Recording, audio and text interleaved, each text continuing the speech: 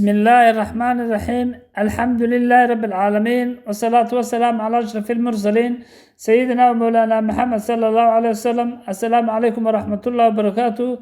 waxaan halka ka salaamayaa dhammaan Soomaali Maxamed meel walba ay joogaan. waxa halka inooga sii socon doona insha Allah gabayadii diiniga ahaa ee taxanaha. waxa gabayga maanta leeyahay muraadkaaga wuxuuna ka hadlayaa inaad muraadkaaga u qastido Allah subhanahu wa ta'ala.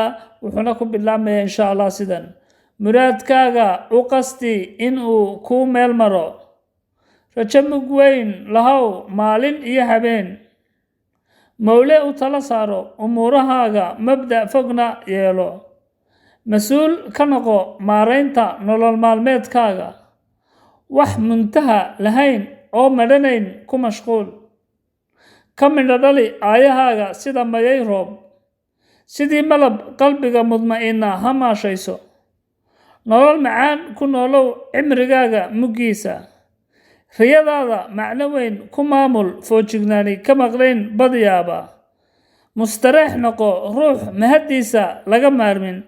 waad mahadsantihiin dhammaantiin. waxaan leeyahay aan muraadkeenna focuska saarno insha Allah walaalayaal. wasalaamu calaykum waraxmatullaahi wabarakatu.